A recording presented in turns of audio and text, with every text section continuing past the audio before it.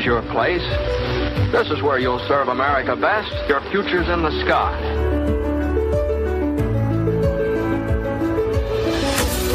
You see, the way the Air Force Reserves feel about it, they're fighting and they're flying for the safety of our people at home, our mothers and fathers and our sisters and brothers. America will have overwhelming superiority in the air.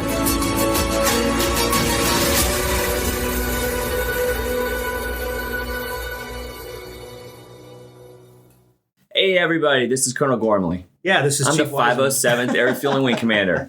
And sitting next to me, Chief Wiseman, 507th Command Chief. Welcome to Refuel Radio, and this is episode number... Four.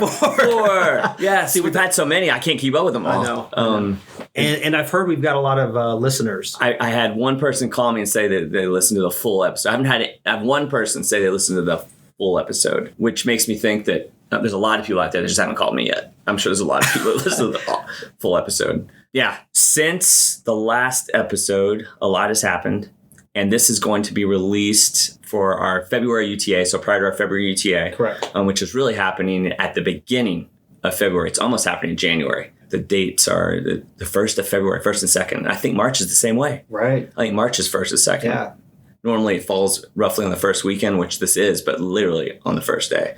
Which reminds me, I don't know why I'm telling this story, but so the other day I was with my family in the car, and we're all driving, and you're with your family, so you ask questions you wouldn't normally ask. You know, like this. I said, hey, I was talking to my wife. I go, hey, sweetheart, what day does Cinco de Mayo fall on this year? Because I said, I can't remember. Because I remember last year, I felt like it was on the 6th. And she goes, what? I go, yeah, what day is it falling on this year? Because it changes every year. I feel like, you know. And she goes, and my daughter even said, Dad, what are you talking about? And I go, how many times do I have to say this? Like, what day is Cinco de Mayo fall on this year? And she goes, if you're not joking, it falls on the 5th like it does every year. I go, how? And then it dawned on me, Cinco de Mayo is the 5th. Didn't dawn. I didn't know that until this past weekend. So just shows you what kind of discussions we have in my household. Well, I will tell you, time does fly, and I think it catches up really quickly. I can't believe the February UTA is so close. You know, it's interesting. February has a lot of holidays, or a lot of times that we kind of see. Not Cinco de Mayo. But Cinco de Mayo in May, is evidently. Not in February. Yeah. I'll write that one down. That's a good point. That's 5th a good point. of May, not February. But we have Groundhog Day. That's in February. We have the Super Bowl, which I think most people kind of understand that. Remember when it used to fall? Remember when the Super Bowl used to be, like, I think it was end of December? Yeah, it was like right before New Year's, or it was right after New Year's Day. Remember those days? When was that? The year of our Lord 1900? I don't remember that. I'm pretty sure. I can tell you it was never February. Okay. It was always like right at the beginning of January, because I remember New Year's would happen. You'd have all the bowl games, and then the Super Bowl fell right after that. I wonder why they pushed it to February. Because they started adding teams and games, and I think the season lengthened a little more. Yeah. I just know that since I've been in the reserve command, Super Bowl's always fallen on the Sunday that I'm trying to commute home. You're kidding me. It's usually what's happening. Think about that. Yeah, and so it was always kind of bummed because it's either on the radio or the phone or watching it in the airport.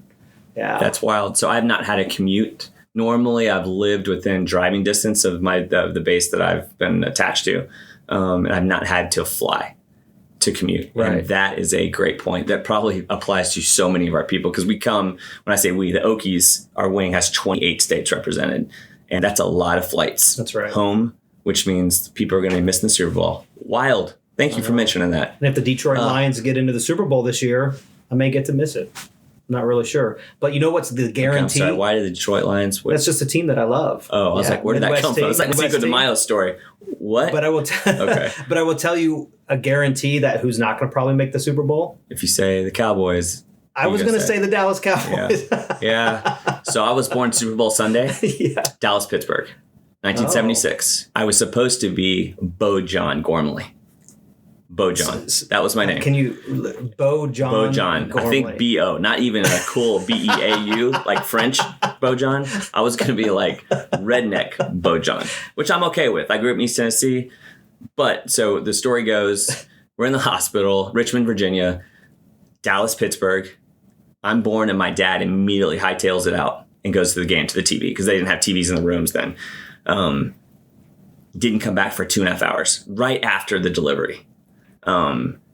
And my mom and my grandmother were so upset with him, they changed my name from Bo John, which was evidently agreed upon for weeks, to Matthew John. Signed the birth certificate. Rest is history. I'm now a Matthew John. Yep. True story. Yep. So anyway, I think Bo would have been just fine. I would have been okay with Bo. Bo is good. Yep. I think I'm going to use that as your call sign in my tenure. What could have been. What could have been. Yeah. You know? What would have happened if you were named Bo? A lot would have changed. My wife wouldn't have married me, probably. You know? But no offense to the Bows out there. I'm sure there's a lot of good looking Bows. A lot of good Bows. Yeah. But anyway. Hey, I want to mention one thing. Yes. This really cracked me up today. We were sitting around a meeting for those listeners to get some context. And we were talking about this podcast. And we were talking about different ways to listen to the podcast and all the streaming services out there. Right. Apple, Amazon, Spotify. And then our FM, Mark Scholes, pops up at the table and he says, what channel is it on, AM or FM? That shows that we're multi-generational in this wing. I just laughed because I was like, right on, Mark. I wasn't sure what to say because I don't know what AM and FM means. In fact, I thought Spotify was a verb. Like, hey, I'm going to go to Spotify today. Like, what are you going to do? I don't even know what Spotify is. No idea. But I resemble that remark, the AM, FM comment. That was great. That was great. It cracked me up.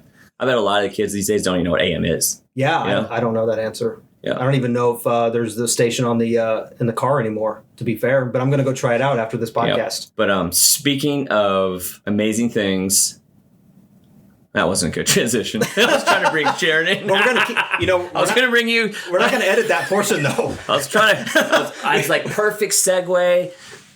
Yeah, I don't know how I'm going to segue. But speaking of amazing things, today, we'd like to welcome Sharon Lochman to our podcast. Woo! We all clapped. Is it awkward to have only two people clap for you? I made it sound like three last time. Oh, did you? Yeah, because I clapped over here and then I clapped over here. Oh, yeah, that's smart. But welcome. Thank you. It's a big deal. One day you might say, I know Chief Wiseman. I know him. He's a good friend, coworker. Sharon is our fourth guest. Congrats, Sharon. Hey. I know this big is deal. I know this is random. Fourth guest on the fourth episode. There you go. It was meant to be. It was meant to be. We've been waiting on this episode. In fact, if I would have started on the fourth episode. That would have been our first one because it's such a big deal. Fourth guest. And February is my birth month. It is. It wasn't on the list, but it is my birth month. So it is. It's a big deal, Sharon. What's the birthstone of your month? Do you know that answer? Amethyst. Amethyst. What does that mean? They all have an evil meaning. Sure. What's that mean? I thought maybe by asking that question it'd be engaging, but I have no idea what this is. I don't either, because I don't like purple. Oh, is that what that is? Amethyst purple. Yeah, a lot of people know this stuff. Like, I'm a Capricorn, but I don't know the meanings behind all this stuff. And birthstones, birth months, I'm clueless. Well, I'm a Leo, if that matters. I was born in August. Leo's a real thing? That's what they tell me. Yeah. Leo. Strong, confident, leader. It's the lion. Yeah. Oh, it is. Mm-hmm. Leo the lion? What? Yeah, Leo the lion. No, it's a lion. Leo is the lion? Isn't it a lion? Yeah, I think so. Yeah. Like Taurus is a bull. I'm a fish. What's a Capricorn? February is a fish. February is Pisces. My birthday. Pisces is a fish? What? Yeah, it's the two fish. Yeah, we probably should have a separate podcast on birth months and stones. That's amazing. And other things. Wow. Okay.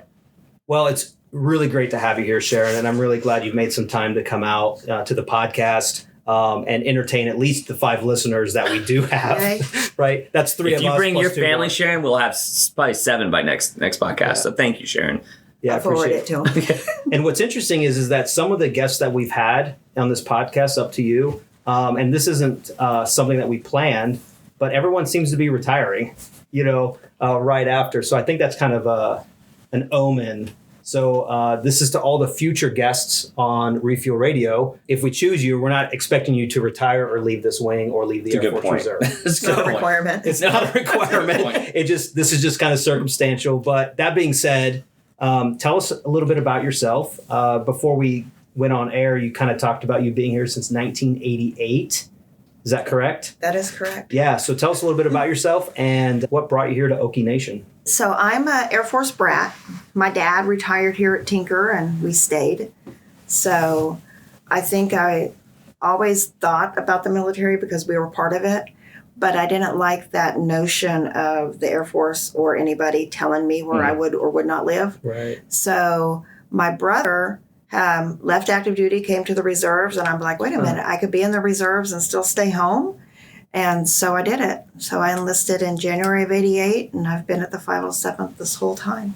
Do you think that your family influence, like your family working in the military, really had an influence with you joining the service? I think so. I mean, like I said, my father was in the military. My grandfather was in the military. So I just felt called to be in the military. Yeah. I mean, like, it wasn't for education. It wasn't for to see the world because, I'm still at Tinker. I don't know. I just felt it was my calling to do something. And I liked the idea of being able to live the life that I thought I was going to live and still be able to be in the military. Yeah. Now, Colonel Ghormley, is that the same for you? You have family that was in the military, correct? Nope. Really? I was just about to ask. I wonder if you don't have a family member. I didn't have a father, a mother, or I do have a father and mother, by the way, but I didn't have a father and mother. I was like, wow, that in the military. It's a long story. Yeah. It's a lot like my Super Bowl story. But I had no relatives in the military. So you mentioned education. That's why I ended up joining the Air Force. It was ROTC, and I went to University of Alabama for a year and then transferred to the Air Force Academy. But it was all because the places I wanted to attend college were expensive, and I needed some help. And ROTC was just one of those things I decided to apply for, not knowing I didn't even have an opinion. At least, Sharon, you mentioned having an opinion on, I didn't want someone to tell me where I was going to live. I didn't even know that much. Mm-hmm. I just joined because I thought it was an opportunity. And I'm always one that when I join an organization, I drive myself to complete it. So I was never going to quit. I would keep going. And then inevitably, it sounds like much like yourself, the Air Force, the military offered so many opportunities. And you took advantage of them. And I assume and you stayed here because of everything the wing and the people offered. Is that kind of? I think so, because, I came in and a year later, I got hired civil service in the reserves, as just a civilian. And then... As a TR? And you were TR? I was a TR I see. And a civilian. Gotcha. And then eventually became an ART. It wasn't the path that I had envisioned. I was not going to be... I don't even think I joined with the intent of staying 20. Right. And it just happened. I mean, and it's definitely the unit. What was your TR? What was your job? Initially, I was a personnelist. Okay. In a maintenance unit. And then they asked me to be the training manager. So I became a training manager. And then I came over to the maintenance group, over to wing, and then just transitioned from there. Just out of curiosity, what plane did we have in '88 here? What was it? Yeah, 4. But it was at the very end. Like, I came in, and I feel like within, like when I graduated from basic and tech school, that summer, I feel like that fall was when we converted to the 16.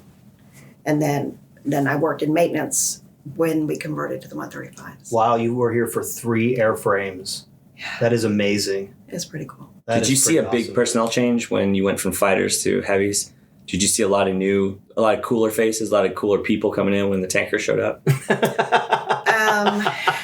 No offense to the fighter community at all. I like those guys, but did you see some?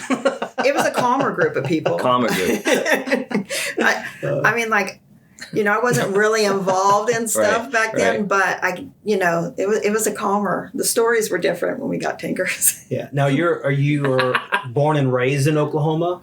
No, I was born in Texas. We got my parents had overseas assignment. Mm-hmm. My mom was pregnant. They wouldn't let her travel. So we went to my grandmother's house in Texas. And then when I was 2 months old, we went overseas. My dad was at Bentwaters, RAF Bentwaters. So we went to England and then some other places, and then he retired here at Tinker. Got it. So you went from there, Bentwaters, to here? No. Oh. We went from England to Point Arena Air Station. It was a little place in Northern California. My dad was a comm guy. Mm-hmm. And then he got a remote assignment to the Aleutian, so at Shemia. So we went to Oregon, where we waited while he was there for a year. Okay, gotcha. And then we went to Elmendorf, and then we came to Tinker from Elmendorf. So we just did the whole West Coast shuffle. A real military family. So you had when you joined, I mean, you really did have, it's funny that back to that conversation, if you don't have a family member, you don't really know what you're joining, kind of like myself, but you knew exactly if you joined what you were getting yourself into. Thus, you decided not to join active duty because of that moving. That makes sense now. I understand what you're saying because of the remote taking your father away for a year and then going to Oregon probably, and you knew you weren't going to stay there because you were going to immediately PCS when he got home. That must have been, there's a lot there. That's all I'm trying to say. That's a full story. I was younger. Right. So I graduated from high school here and everything. Right. So, but I just didn't like all that I do now. I wish I would, now I'd be like, gosh, I could have gone all these places. Right. But what kept you, what kept you here at the 507th? I mean, since 1988. The people. Yeah. Definitely the people. Mm-hmm. We have good people here. You really are that sense of family. Mm-hmm. Yeah. It was definitely the people. Yeah, I think we've talked about this, on previous podcasts, if not other venues, but culture's everything. And the Okie culture here is one of the best I've ever seen serving over the last 25 years. Agree. Yeah. And people, visitors, whether inspectors, evaluations that come through see that. Yeah. They see that heartbeat. Yeah. And even when I talk to my counterparts, if we're at a conference or a telecon or whatever, when they've come to Tinker, they're just like, man, you got it made. And I'm like, I do. But so, you can definitely feel it when you visit. As retirement approaches, what are the things you're going to miss the most? Because 88 to now, that's a few years. Right. As I come to the kind of close of my career too, I only have a couple years probably left. I think about now when I'm sitting at home and I don't have the uniform to go put on because of a drill or because of a TDY. What do you think you're going to reflect on at home, not going in to do the job? I think that because I've been here so long, I have so many friends. Right. You'll always be Noki. Once Noki, always Noki. They'll still be drilling. So I'm sure I'm going to get a phone call. I wanted to take a cruise so that I could not have any connectivity on the UTA, but that hasn't happened. It's a great excuse. Don't call me. That's a great excuse to go on a cruise. Right. I'm going to go somewhere with no phone. Right. So I still will know what's going on. Right. I don't know. I haven't thought about it. Yeah, you're just ready. Because you knew it was time, right? To kind of make that. Like you do. You know when it's time. That's what I've always, even as a career advisor, when people would come in and they'd be like, Sharon, I'm thinking about, I'm like, you're not ready. If you're thinking about it, you're not ready. You'll come in when you know, and then they'll come back and they're like, I dropped my papers. I just knew it. And I'm like, you just know. I see. That's not the first time we've heard that. I think Senior Scholes said the same thing. It was just, he knows it's the right time. Yeah. It doesn't mean that he's not going to be at home thinking about it and wondering, but he knew that it was the right time for him and his family. Well, even, I retired on the military side 8 years ago. And so even then it was just like, I just felt that I needed that change. And so going in and applying on the reserve side, I was blessed to get this job, to stay on as a civilian. But I just feel like at all those, when it's your time. Yeah, I just want to say thank you, obviously, for your military time. You served quite a bit in uniform, and then you retired, like you said, 8 years ago. And then to turn around and jump back in as an Air Force civilian to support the Airmen here at the 507th, absolute thank you.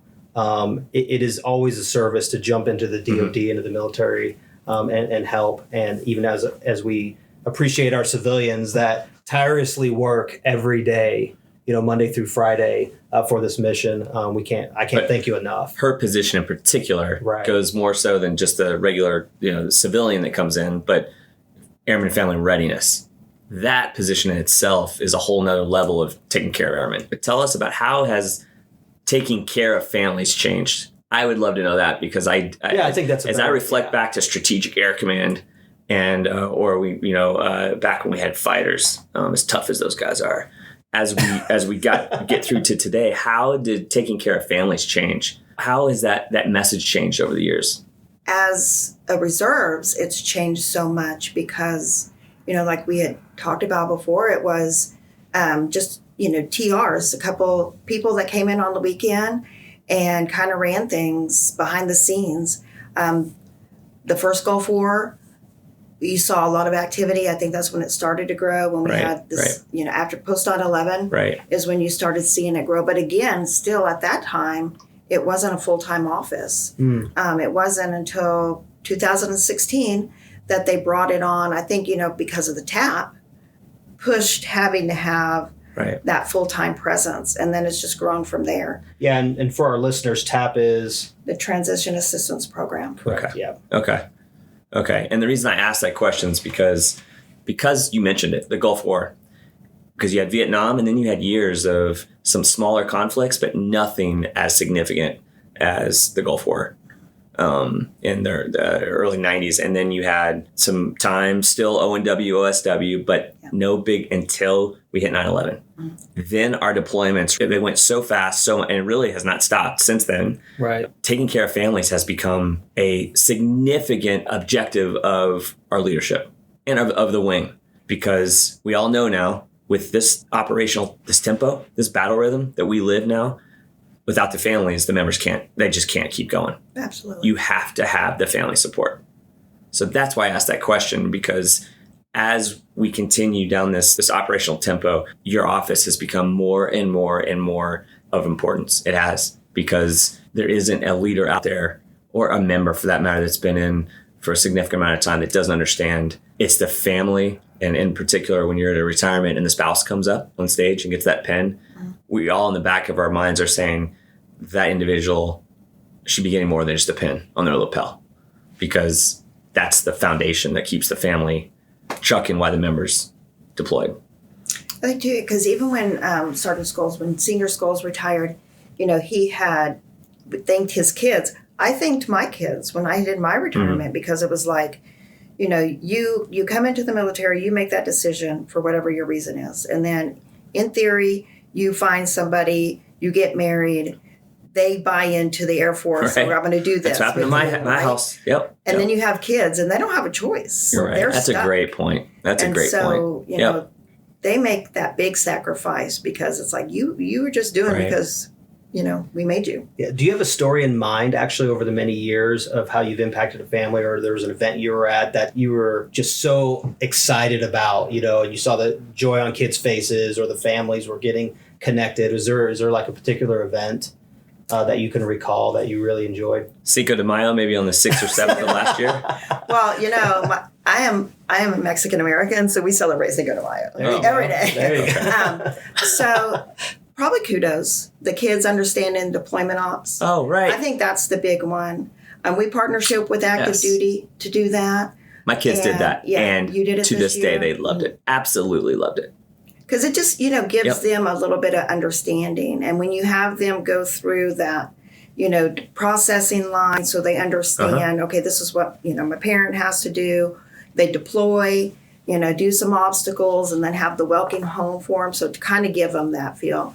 I think that was probably the biggest one we see. I mean, we do the Christmas events, we do the family days, but I think kudos is the one that really. It's a neat idea. Home. Yeah, it was a neat idea. And for all those families that are listening, that is an event that happens yearly, and they use the 507th campus to include aircrafter here, and each child goes through a mock deployment line, and and they get their bags and their dog tags, and they go all out. They go all out, and there are different chalks, and anyone who's deployed knows what that means, the chalks. So there's probably about 6 or 7 different groups, each made up of, I don't know, say 10 to 20 kids. And my kids did it, and I was overwhelmed at the amount of support that each 552, the 72nd, and the 507th had a senior leader, and it was the command chief or the commander that would come in and lead that chalk and get the kids hyped up. And so I understand why you point that one out. You bet. It's really a lot of fun. It's a lot of work, but it's a lot of fun. Right.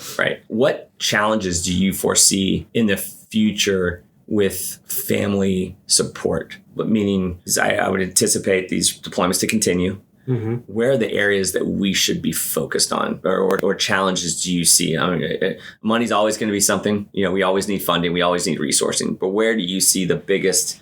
Where should we put our effort? If you could right now, what switch would you flip to help in what way? I think that it's the same, I don't say problem, but the same struggles that we've had is just that connectivity. Like you said, with 28 different states, it's hard to reach every home. And sometimes, with our single airmen, it's hard for them. They kind of feel like, well, I don't have to be, I don't have to stay connected because I'm not married. Right. You're just talking about families and not understanding that could be their parents or, during a deployment, who's watching stuff while you're gone. So I think the connectivity is trying to get people to understand that it's okay. We reach you at home because, we're not trying to track you down. We're just trying to help you out. Right. And then making sure, I think, just making sure that the families know the resources that we have here available to them between, military and family or the DPH or, the chaplain that they can use and just the resources that we have.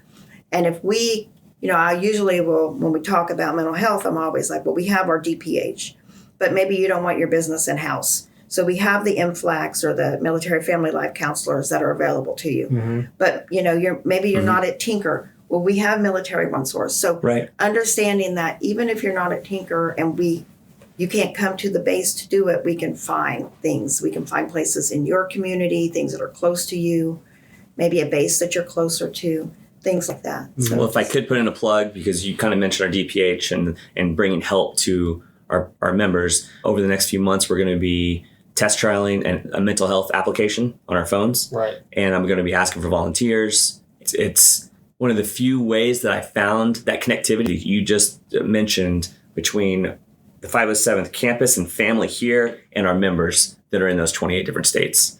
And this is one of the few ways that I'm not sure it's going to be successful. I hope it is. But we did have a suicide in our wing over the last year. And Chris Schumacher will never be forgotten. And we are trying our best to bring tools, whatever tools are out there, to our members to help them. And I just want to put a plug in for that mental health application because we're trying to get volunteers to help us trial that for the next 6 months. But I think it's analogous to what you're kind of referring to. Wherever that member is, what can the 507th bring to that member to help them, and whatever it might be. It's not just mental health; it could be all kinds of things, because that's kind of what your business is, right? We do a lot. Resume help, financial counseling, things. Absolutely, a lot of facets, not just mental health. We work with that as well, but just trying to get those life skills. Yeah. We work with the resiliency office. We're strong with that as well. So if a part of this podcast is another avenue that we're trying to connect with airmen and their families, just because of the vast distances that everyone is at. So if we have some family members listening right now that, aren't necessarily assigned here at Tinker, they're out at, Illinois, Florida, Arizona, you name it. How do they get a hold of your office? Since we've been kind of talking about these services of resume building, some of the life skills that you guys help provide or connections into various other military one source options, how can they directly reach you guys? Well, we have the homepage and our Facebook page. They can reach out to that. And what's the Facebook page or homepage like? Is it just like 507th ARW? .af.mil? Okay, great. And there's a link in there that's pretty obvious, I assume? Okay. Yeah, we're in there with the helping agencies. Yeah.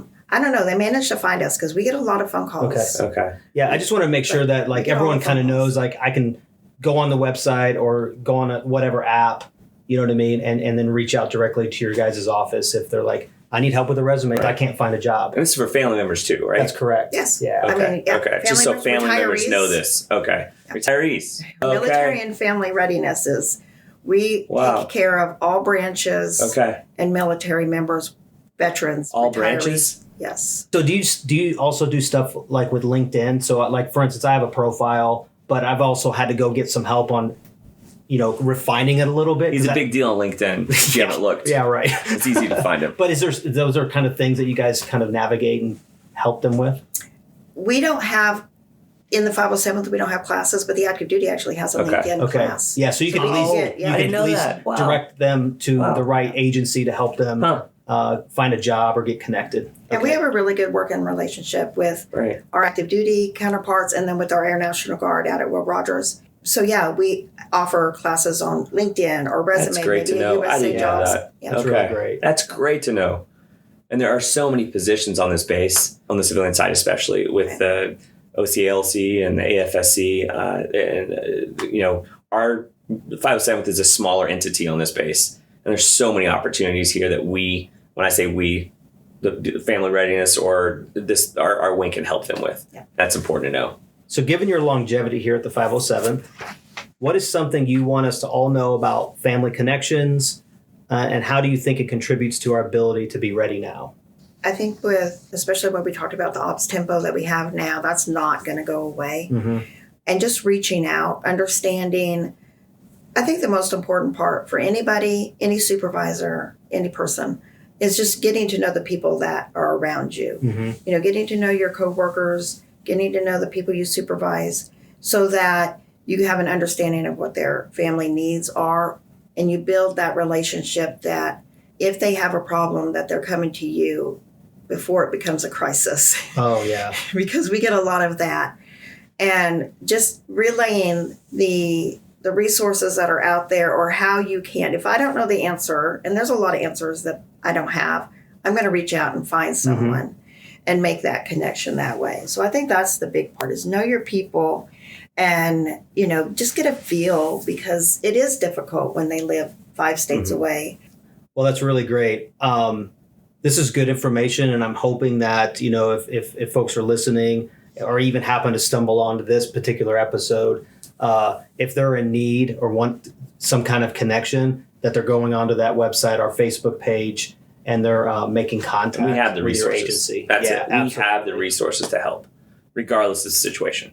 Or we can find them. That's right. Yeah. Well, your name is synonymous with helping here. Every time I say that, you look down like you don't need the credit, you don't want the credit, but obviously your office, you've been in there a few years, and what you've done to bring that office to the forefront is phenomenal. Your name it's known everywhere. It's just known everywhere. And I go to the active duty side, they know you well. So on behalf of all the airmen, and I know I'm sure you've gotten many people coming up to you saying how sad they are to see you go.